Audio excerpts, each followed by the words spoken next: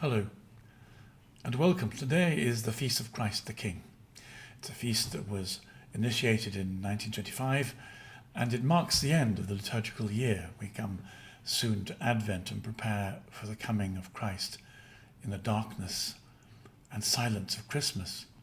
It's a great hinge in the year, physically and liturgically and spiritually. And we mark the Feast of Christ the King with this extraordinary reading from the Gospels in the second half of Matthew 25. And it's probably the most misunderstood passage in the Gospel.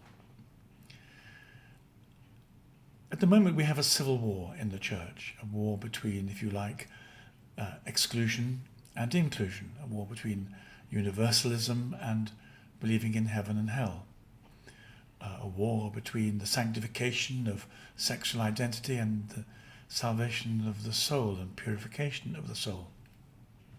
It's a civil war in the church. And this reading allows itself to be used by either side. And I'm going to want to suggest why we might want to read it in the Catholic way rather than the secular way. Let me begin with a moment of excitement.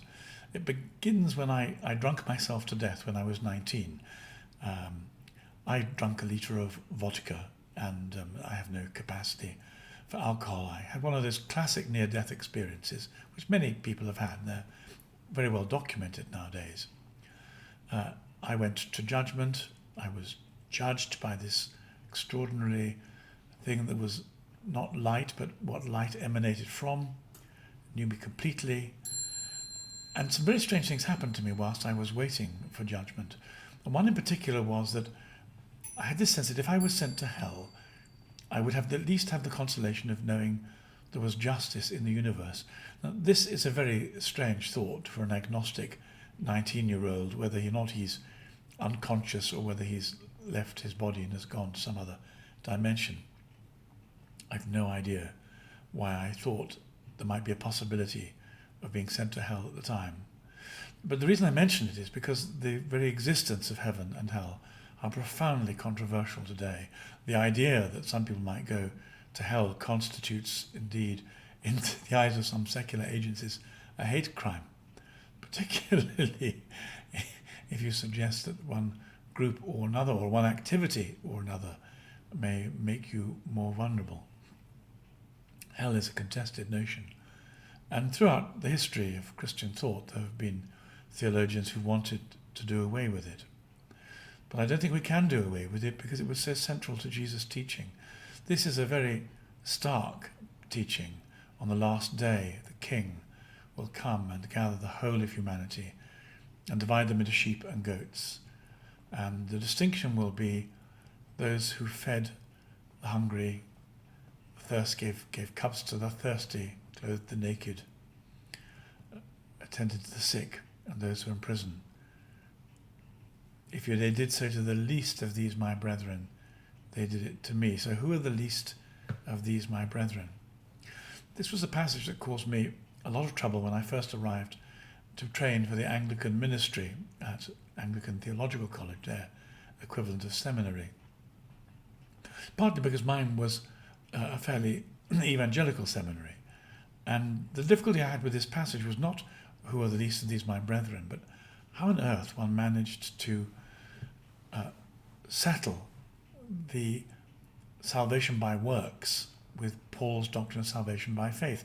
Clearly Jesus says here you get saved by doing things, and the great evangelical Protestant tradition is you don't get saved by anything except belief. There are other places in the Gospels where Jesus says you get saved by doing things, notably he or she who endures to the end shall be saved. This endurance is something you do. And of course the answer is that the faith works distinction is entirely fallacious. These are two aspects of the same thing, a performative response to the love of Christ, of course. It was only as I grew older in the faith that I began to see that this passage was used by the universalists, those who were offering us a kind of secularized view of Christianity. And this was really a great endorsement essentially of social work. If you looked after the marginalized, the sick, the poor, the hungry, the naked, those sent to prison. Insofar as you looked after the marginalised, these you might looked after Jesus. But where is the evidence for that? Of course, the evidence is partly that's what we'd like to think. We'd like to have compassion like that, sanctified. There is no need, since already we have a commandment to love our neighbours as ourselves. These people are already our neighbours, already deserving of love. There's no abrogation of those two commandments, to love the Lord your God with all your heart, with all your mind, with all your strength, and with all your soul, and to love your neighbour as yourself. Matthew 25 could easily be subsumed by loving your neighbour as yourself. But what we discover by reading the Gospels is that that these two phrases, the brothers and the little ones, are always used for his disciples. And when we look at this list, it looks like a list of people who stand up for Jesus. And indeed, some of the most marginalised people in society today, as they have been in the past, are those who believe in Jesus. People who pray outside abortion clinics are arrested by the police and sent to jail. People who believe in heterosexual marriage as the Bible teaches it lose their jobs and are made redundant and don't have money to pay their way. Once again, it's members of the church who are being persecuted, as has happened so often in the past, that begin to be marginalised in this way. This marginalisation is very interesting. One of the things that is happening, it seems to me, is a deliberate perversion of Christian categories. If you like, let us imagine for a moment that we are indeed in a spiritual battle, and one of the things that the anti-spirit is doing is to take Christian concepts and twist them out of shape. So the whole woke culture essentially derives from Christian values, but is wrenched away from Jesus and becomes a philosophy of its own. And it seems to me that the new marginalised, the new people who are excluded, the people who leap to mind immediately in our secular mindset, who live on the edge and are excluded, are people who identify themselves by their sexuality in an unconventional way. Let the reader understand.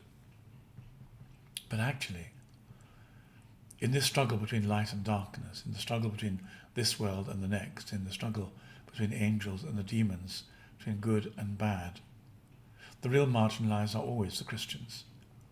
It is the most persecuted faith on earth, even today. So even today, globally, the vast majority of those who come in this list are those who belong to Jesus. And there are other passages where, for example, in Matthew chapter 10, Jesus says, whoever receives you receives me, and whoever receives the one who sent you sends me, and whoever gives a cup of cold water to one of these little ones because they are my disciple. We're back again to the brothers being those who love Jesus, the little ones, the least of these. These are the terms of endearment that Jesus uses for those who love him. He doesn't talk about the universal brotherhood and sisterhood of humanity. He reserves this very special and intimate title for those who love him. Why does this matter? Well, it matters because we're going to be judged in these terms. We really are going to be judged along the lines of where we have shown compassion to the disciples of Jesus when they suffered. And most people generally agree we're moving into this new period of time when to be a Christian is going to be singled out by the state, by the woke, by the anti-Christians for some particular form of suffering. As we come to the end of the church's year, we're invited to remember that more than anything else, we are made to love Jesus. We're made to perceive his presence in those who love him. And if you open your eyes, you see very quickly that he does He is indeed present in the body of Christ, which is the church. The church has to wrest back this meaning of this passage from those who would see it as a social work, an act of social work. All through history, the mystics in particular, those who have given most vivid sense of what lay beyond time and space, have wanted to warn the church that hell is real, that purgatory is real, that heaven is real, that holiness is real, and decay and decadence is real. But here Jesus is saying, have a very special care for my body, for the bride, for those who constitute me on earth. Have such a special care that love the church as if your salvation depends upon it, because when you die, the way in which your life is going to be weighed will have a lot to do with the compassion that you showed for those who loved Jesus and were obedient to him. It's difficult to see this as applying to universalists. For those who are universalists, everyone can be saved. Jesus is nice, God is nice. You don't have to do very much. It'll all be put right in the end without you trying. These are people who are actually espousing values that are the opposite of the ones that Jesus taught. It doesn't matter how you manage your sexual desires, your appetites, your pride, your pursuit of money, your pursuit of pleasure. Doesn't matter very much because everyone gets saved in the end. These are people who are, if you like, setting up a kind of white noise to block out the things that Jesus said. He said they matter so much that if your eye gets fixated on something and draws you astray, better pluck it out. Hyperbole, of course, but telling us how important it was to fight those bits of us that compromised on his invitation for holiness, to follow him, to be crucified and reborn, to be transformed. If your hand causes you to sin, cut it off.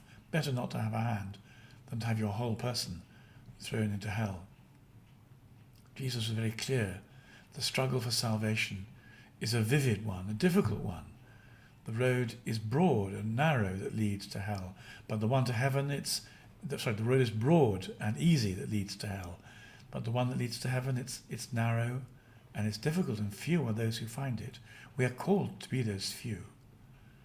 But the attraction for the narrow and hard road is having fallen in love with Jesus and wanting to follow him, wanting to stay close to him, wanting to love and obey him, wanting to respond to that extraordinary experience of being accepted and loved, gathered up into his arms and into his heart. And the moment we see others who are also gathered up into his heart, suffering or in any kind of need, we cannot but reach out to them. But they are the least of these, his brethren, his body, his bride, his followers. Brothers, as St. John said, and sisters, let us love one another in him. The Lord be with you.